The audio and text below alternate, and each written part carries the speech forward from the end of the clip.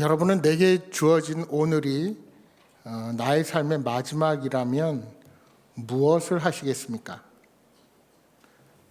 여러분, 버킷리스트라는 것이 있죠. 이는 죽음을 앞둔 사람이 죽기 전에 하고 싶은 일을 적은 목록을 버킷리스트라고 합니다. 원래는 kick the bucket 이라는 이런 말에서 유래된 것으로 중세 시대에 자살을 할 때 목에 밧줄을 감고 양동이를 차버리는 행위에서 유래된 말이 kick the bucket 그리고 버킷리스트입니다.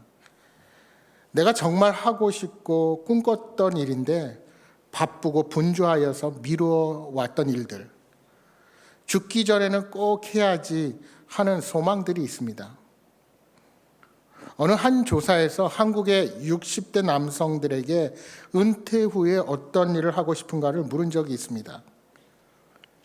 그랬더니 1위가 해외여행, 2위가 취미생활, 3위가 봉사활동, 4위가 건강관리, 5위가 가족과의 시간 보내기, 6위가 자격증 취득하기였습니다.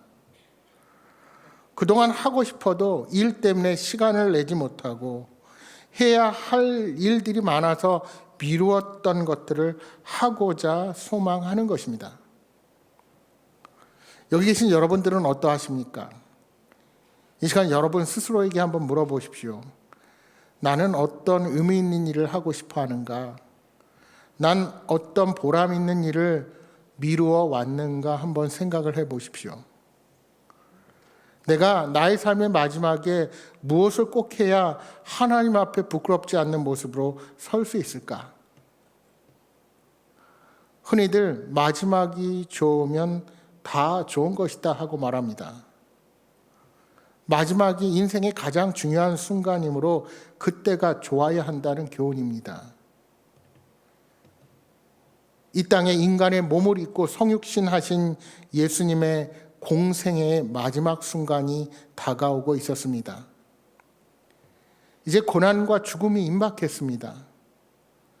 예수님은 이제 세상을 떠나 아버지 하나님께로 돌아가실 때가 되셨습니다. 예수님께서 이 땅에 오셔서 많은 표적과 말씀을 통해 유대인들에게 자신이 메시아이심을 드러내셨습니다. 그런데 지도자들은 자신이 믿지 않으면 남들이라도 믿을 수 있도록 내버려 두어야 하는데 자신들이 믿지 않을 뿐만 아니라 남들도 믿지 못하도록 그렇게 눈치를 보도록 했습니다. 여러분, 예수님은 어두운 세상에 빛으로 오셨습니다. 예수님은 이 땅의 새로운 성전으로 사망으로 둘러싸인 세상에 생명의 주님으로 오셨습니다. 예수님은 인간의 근본적인 죄악과 오염된 문제를 해결하지 못하는 세상 가운데 새 생명의 수여자로 오셨습니다. 먹으면 영원히 죽지 않는 생명의 떡으로 오셨습니다.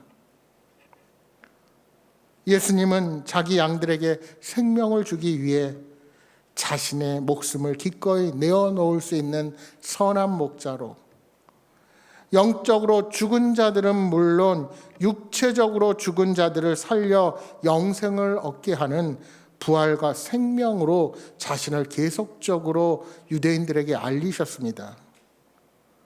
그러나 세상의 냉담한 반응은 근본적으로 변하지 않았습니다.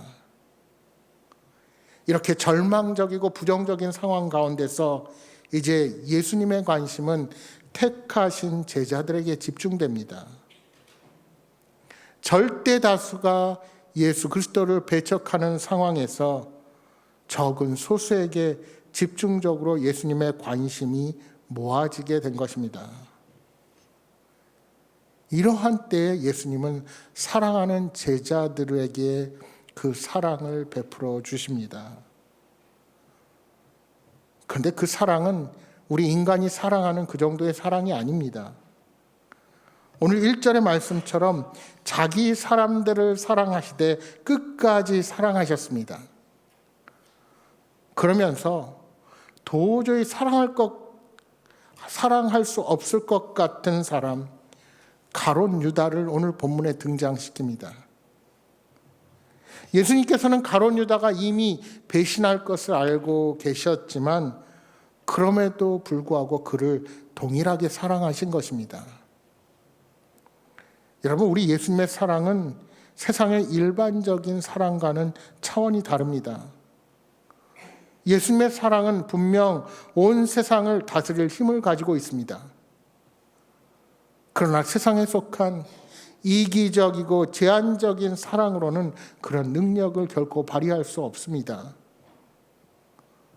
예수님은 세상에 속한 것을 모두 뛰어넘는 사랑으로 온 천하 만물을 다스리는 왕이 되셨습니다. 이제 오늘 본문 13장 3절의 말씀을 다시 보십시오. 저녁 먹는 중 예수는 아버지께서 모든 것을 자기 손에 맡기신 것과 또 자기가 하나님께로부터 오셨다가 하나님께로 돌아가실 것을 아시고, 예수님께서는 창조주 하나님으로부터 이 땅에 속한 모든 것을 그 손에 위임받으셨습니다. 그러나 결코 이 땅에 속하지 않으시고 다시 하나님께로 돌아가십니다. 그렇다면 이제 제자들을 떠나 다시 하나님께로 돌아가시기 전 제자들과 예수님 사이에서 하는 일들은 매우 중요한 의미를 가지고 있다 할 수 있습니다. 이제 십자가 죽음을 앞두시고 주님께서 하시는 일이 무엇이든지 그 안에는 제자들을 향한 예수님의 강력하고 중요한 메시지가 담길 수밖에 없는 것입니다. 그 주님이 하시는 일이 무엇입니까? 저녁 잡수시던 자리에서 일어나서 제자들의 발을 씻기셨습니다. 여러분, 사실 오늘 본문을 잘 이해하려면 당시 우리와는 다른 이스라엘의 문화를 잘 살펴볼 필요가 있습니다. 당시 이스라엘은 중요한 만찬을 시작하기 전에 반드시 손님에게 발을 씻는 관습이 있었습니다. 왜냐하면 사람들 대부분이 먼지가 많은 광야와 사막지대를 걸어왔기 때문입니다. 그래서 만찬 자리에 도착하면 종들이 손님의 샌들을 벗기고 발을 다 씻어주는 관례가 있었습니다. 그런데 만약 그 자리에 종이 없으면 그 중에 가장 낮은 자가 높은 자를 씻어주었습니다. 그러니까 발을 씻기는 일은 그 집 주인의 일이 아닙니다. 존경받는 선생님이 해야 할 일도 결코 아닙니다. 오히려 종이 주인의 발을 씻겨 주어야 하고 제자들이 선생님의 발을 씻겨 주는 것이 마땅합니다. 그런데 주님이시오 선생이 되신 우리 주님이 친히 수건을 들으시고 대야에 물을 채워 제자들 앞에 섰습니다. 그리고 친히 제자들의 발을 씻기려 하시는 겁니다. 예수님은 유월절 만찬을 나누는 자리에서 친히 스스로 종이 되신 것입니다. 그 자리에 있던 제자들 중에 다른 제자들을 위해서 자신이 종이 되어야 한다는 생각을 하는 사람은 아무도 없었습니다. 왜냐하면 그들 어느 누구도 종의 신분이 아니었기 때문입니다. 아니, 그 누구도 다른 제자보다 내가 낮은 자라고 생각하지는 않았습니다. 어쩌면 만찬 전에 제자들은 생각하길, 지금 누가 나서서 발을 씻기지? 최소한 나는 아니잖아. 내가 이 자리에 나서서 낮은 역할을 할 수는 없지 하고 서로 제자 스스로 눈치를 보고 있었을지도 모릅니다. 그들은 예수님과 예루살렘 성에 입성할 때 예수님께 종려나무 가지를 흔들며 환영하는 무리들을 보며 이미 높은 자리를 꿈꾸고 있었을 것입니다. 예수님을 환영하는 무리 앞에서 예수님이 이 유대 땅의 왕으로 등극하면 나도 이제 한 자리를 차지하고 권세와 힘을 가질 수 있겠지 하며 착각을 하고 있었을 것입니다. 그런데 그 식사의 자리에서 과연 발을 씻기는 일이 자신의 몫이라고 생각할 수가 있었을까요? 그러나 우리 예수님의 행동은 보여주기식의 흉내가 아니었습니다. 교훈을 제자들에게 주기 위한 일회적인 행동이 아닌 진심을 담긴 섬김의 모습이었습니다. 간혹 우리들은 섬김을 하려기보다 섬김을 받으려고 하지 않습니까? 특히 오랜 교회 생활로 교회의 중요한 위치에 계신 분들이 하기 쉬운 실수가 바로 이것입니다. 내가 그동안 중직을 맡아서 오래 섬겼고 일했으니 이제 후배들이 하면 되겠지. 그러나 중요한 일을 맡은 사람일수록 이 예수님께서 발 씻으시는 이 본을 보여주는 그 진정한 사랑을 닮아갈 수 있어야 합니다. 그러한 섬김을 따라가는 공동체가 아름다운 공동체, 성숙한 공동체로 발전하게 되는 것입니다. 나와 함께하는 자들이 나보다 높으냐 낮으냐, 나이가 많으냐 적으냐 따지고 계산하는 것이 아니라 진심으로 예수님께서 보여주신 그 사랑과 섬김을 내가 먼저 나서서 실행하는 것은 매우 중요합니다. 제가 목회를 하면서 가장 가슴에 와닿는 속담 중에 하나가 익은 벼가 고개를 숙인다입니다. 이 말처럼 교회 리더들이 어떤 태도를 가졌느냐 하는 것을 보면 그 공동체의 성숙도를 알 수 있습니다. 이제 6절 말씀을 한번 보겠습니다. 시몬 베드로에게 이르시니 베드로가 이르되 주여 주께서 내 발을 씻으시나이까. 베드로는 자신의 발을 씻어주려는 예수님에게 극구 사양을 합니다. 내 발을 절대로 씻지 못하십니다 하고 거절하는 것입니다. 그때 주님께서 뭐라고 말씀하십니까? 내가 너를 씻어주지 않으면 너와 나는 아무 상관이 없다. 예수님은 제자들의 더러운 발을 씻어주시면서 그들의 허물을 안으셨고 예수님의 일부가 되게 하셨습니다. 그렇습니다. 예수님과 제자들이 하나가 될 수 있었던 이유는 예수님께서 제자들의 모든 연약한 부분을 품어 안으셨기 때문입니다.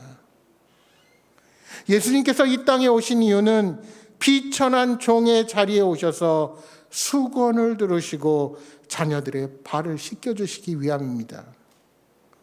그 섬김이 죄악 가운데 있는 우리들을 씻기시고 진정 주님과 함께하는 영광의 자리를 경험하게 만드는 것입니다. 이제 손과 머리까지 씻어달라는 베드로의 요청에 예수님은 제자들이 이미 목욕하여 깨끗하기에 발만 씻으면 된다고 말씀하십니다. 그러니까 중요한 것은 발을 씻는 행위 자체가 아니었습니다. 자기를 낮추시고 십자가를 지시기까지 하신 예수 그리스도의 메시아 되심, 우리의 구주가 되심을 확실히 아는 것이었습니다. 여러분, 십자가의 은혜로 구원을 받은 성도는 이미 목욕한 자들입니다. 하지만 여러분, 목욕한 자들도 매일 발에 흙이 묻기 마련이죠. 그래서 주님이 주시는 은혜는 구원 이후에도 평생토록 우리에게 필요합니다. 주님께서 우리의 모든 죄를 말끔히 씻어주신 구원은 기적 같은 사실입니다. 우리는 그럴 자격도 의지도 있지 않았지만 그런 자들에게 전적으로 주신 은혜요, 그런 자들에게 주신 전적인 하나님 편에서 주시는 선물을 받은 자들입니다. 따라서 우리는 매일 우리들의 영혼과 우리의 육체를 돌아보면서 깨끗함을 지키기 위해 애를 써야 합니다. 우리가 서로를 겸손히 섬기고 서로를 살피고 나누는 것은 이미 씻김받은 제자들이 보여야 할 마땅한 태도이기 때문입니다. 우리는 주께서 주시는 은혜로 깨끗하게 되었고 그 정결함을 계속 유지하기 위해 성령의 충만함을 구하며 늘 주님 앞에 예배자로 서야 하는 것입니다. 그런데 발을 씻겨주신 제자들 가운데는 가룟 유다도 포함되어 있습니다. 그래서 예수님께서 너희가 온몸이 깨끗하나 다는 아니다 라고 말씀하시는 것입니다. 이처럼 우리 주님께서는 자신을 배신할 자의 발까지 씻어주시는 분이십니다. 여러분, 이것이 중요합니다. 주님께서는 예수님을 핍박하고 배신하고 등을 돌리는 대적자들까지도 사랑하시는 분이십니다. 그 어느 누구도 차별하지 않으시고 동일하게 대하시고 그들을 사랑하시는 분이십니다. 심지어 우리 주님은 십자가에서 고통당하시면서까지 주님을 배척한 자들의 영혼을 위하여 성부 하나님께 간구하십니다. 누가복음 23장 34절에 우리 주님께서 말씀하십니다. 아버지여 저들을 사하여 주옵소서 자기들이 하는 것을 알지 못함이나이다. 그렇게 우리 주님은 십자가 위에서도 세상의 모든 민족과 열방이 아버지 하나님께로 돌아오기를 원하셨습니다. 여러분, 우리 하나님께서 악인들에게도 동일하게 햇빛과 비를 주시듯이 예수님은 그렇게 차별 없이 모두에게 긍휼과 사랑을 베풀어 주셨습니다. 따라서 우리는 겉으로 정결하고 깨끗한 척하여 주님의 사랑을 받을지라도 언젠가 주님의 준엄한 심판대 앞에 설 수밖에 없는 죄인이라는 사실을 기억해야 합니다. 결국 우리는 날마다 내가 정말 사랑받을 하나님 앞에 그 주신 은혜를 누릴 만한 자격을 갖추고 있는지 늘 정직한 마음으로 우리 자신을 돌아볼 수 있어야 합니다. 이번에 제주 단교 선교팀이 제주 땅을 밟고 신흥리의 어르신들을 섬기면서 또한 그 제주도를 처음 밟았던 신앙의 선배들의 순교와 헌신의 현장을 돌아보며 우리 선교팀원들이 많은 은혜를 받았습니다. 그런데 저는 이 일을 계획하고 준비한 목사로서 늘 기도하며 소망하는 것이 있었습니다. 그리고 앞으로도 소망합니다. 여러분, 단기 선교는 어떤 성과를 내는 것보다 더 중요한 것이 선교에 참여한 모두가 하나님의 일하심을 볼 수 있는 것입니다. 내가 무언가를 주러 갔지만 내가 주는 것이 아니라 내가 얼마나 하나님으로부터 사랑을 받고 있는 존재인지를 깊이 깨닫게 되는 것입니다. 우리가 어떤 능력이 있어서 그 현장에 가는 것이 아니라 우리는 연약하고 부족하지만 하나님의 보내심을 믿고 그곳에서 복음의 종으로 심부름꾼으로 쓰임을 받는 것입니다. 그렇다면 그 하나님의 일하심을 볼 수 있는 눈이 어디서 오게 될까요? 먼저 선교 현장에 있는 개개인이 예배자로 서서 하나님을 경배하며 하나님의 사랑을 경험하는 것입니다. 무엇보다 그것이 우선시 되어야 합니다. 우리 아이들이 부족한 연습을 계속 준비하고 또 여러 준비를 하면서 사실 얼마나 피곤합니까? 저는 이번에 제 체력이 얼마나 떨어졌는지 여기 어르신들한테 죄송한데 이제 나도 나이가 들었구나 그 생각을 했어요. 그런데 밤 10시가 넘고 11시가 되도록 뜨겁게 찬양하고 기도하는 모습을 보면서 그 하나님의 사랑이 바로 이들을 통해서 복음의 역사를 하나님께서 새롭게 써가신다 하는 생각을 할 수 있었습니다. 여러분, 오늘 영상 보셨을 때 우리 아이들 한 사람 한 사람 또한 우리 권사님들까지 그 표정을 한번 보십시오. 저는 정말 아쉬운 것이 우리 권사님들한테 죄송한데 이분들이 남의 주방에 가서 갑자기 한 2시간 만에 뚝딱 음식을 만들어내잖아요. 좀 그 영상을 좀 담았어야 되는데 얼마나 정신이 없는지 사진 한 장 찍을 시간이 없었습니다. 오죽하면 제주도에 도착한 우리 안수 집사님 두 분한테 교회로 가지 마시고 바로 선교 현장으로 와달라고 부탁을 했을 정도였습니다. 어떻게 그런 표정이 나올 수 있을까요? 우리를 사랑하시는 하나님의 사랑이 우리 각 사람의 마음속에 있기 때문에 가능합니다. 우리가 한 일은 정말 보잘것없는 섬김입니다. 그러나 그 섬김이 모여서 반드시 그곳에 복음의 열매가 맺히는 날이 올 것을 확신합니다.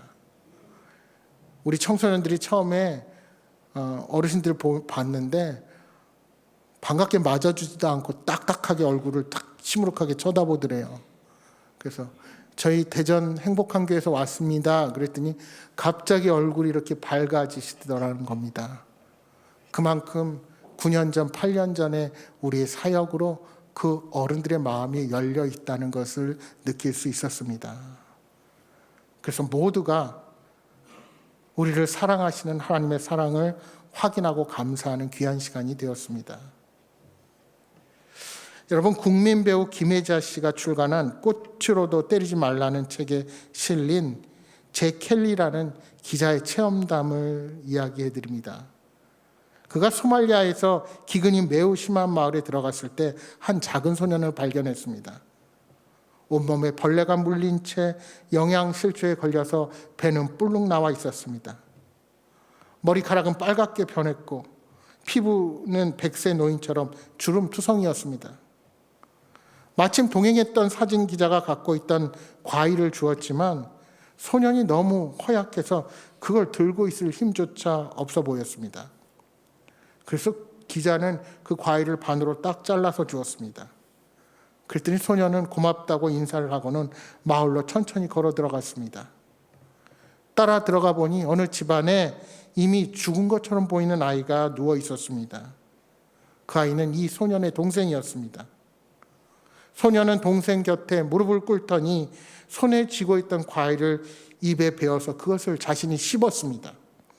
그리고는 동생의 입을 벌려 씹던 과일을 그의 입안에 넣어주었습니다. 그러고는 동생의 턱을 잡고 입을 벌렸다 옮겼다를 반복하면서 동생이 씹도록 도와주었습니다. 그 소년이 자신의 동생을 살리기 위해 보름 동안이나 그렇게 해왔다는 사실을 기자 일행이 나중에 알게 되었습니다. 며칠 뒤 이 소년은 영양실조로 죽었습니다. 그러나 소년의 동생은 끝내 살아남았습니다. 형은 동생을 먼저 살피느라 자신이 죽어가는 것도 몰랐던 것입니다. 사랑하는 여러분, 우리는 믿음 안에서 만난 이들을 형제 자매라고 부릅니다. 여러분은 이 공동체를 얼마나 사랑하십니까? 또한 우리가 사랑을 품고 나아가야 할 우리의 이웃, 이 관저동에 있는 아직 하나님을 모르는 죽어가는 영혼들, 이 대전 안에, 대한민국 안에, 그리고 모든 열방에 대한 하나님의 마음을 여러분은 품고 계십니까? 우리가 그렇게 제주도에서 사역하는 동안 이 관저동에서 참으로 일어나서는 안 될 슬픈 일이 일어났다는 사실을 늦게 알았습니다. 정말 상상도 할 수 없는 일이 그것도 우리 곁에서 일어났다는 사실로 많은 분들이 충격에 빠지고 슬픔과 어려운 시간을 보냈으리라 짐작이 갑니다. 분명 이 사건을 통해 하나님이 우리 그리스도인들에게 주는 부담감과 사명이 있다는 것을 우리는 생각해 보아야 할 것입니다. 여러분, 교회는 단순히 물질적으로 가난한 사람이 아니라 세상에서 정신적으로 여러 가지 이유로 소외된 모든 사람들을 품어 안을 수 있어야 합니다. 상처받고 시련 가운데 아파하는 사람들, 슬픔에 빠진 사람들을 위로하는 공동체가 되어야 합니다. 마음이 가난하고 결핍되어 있는 사람들, 영혼이 병들어 있는 사람들, 이들 모두를 예수 그리스도의 사랑으로 품을 수 있어야 합니다. 예수님은 인간의 연약함을 허물로 보지 않으셨습니다. 오히려 그들의 약함이 친히 품고 함께 해야 할 이유로 보셨습니다. 여러분이 이웃을 용납하기 어렵다면 그것은 사랑이 부족하기 때문이지 그들 이웃에게 잘못이 있어서가 아닙니다.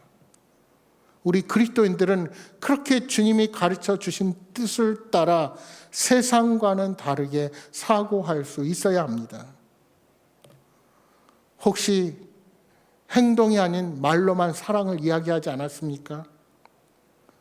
바라기는 우리 공동체가 우리를 끝까지 사랑하신 하나님의 사랑을 따라서 우리 또한 그렇게 우리 주님의 낮아짐과 섬김의 모습을 조차 살아가는 자들이 되기를 소망합니다. 사랑하는 여러분, 십자가의 길을 가시면서까지 가룟 유다의 발을 씻으셨던 그 예수님의 사랑을 기억하시기 바랍니다. 바라기는 예수님의 희생과 사랑을 본받아 베풀며 나누며 살아가는 여러분 모두가 되시기를 주님의 이름으로 축복합니다.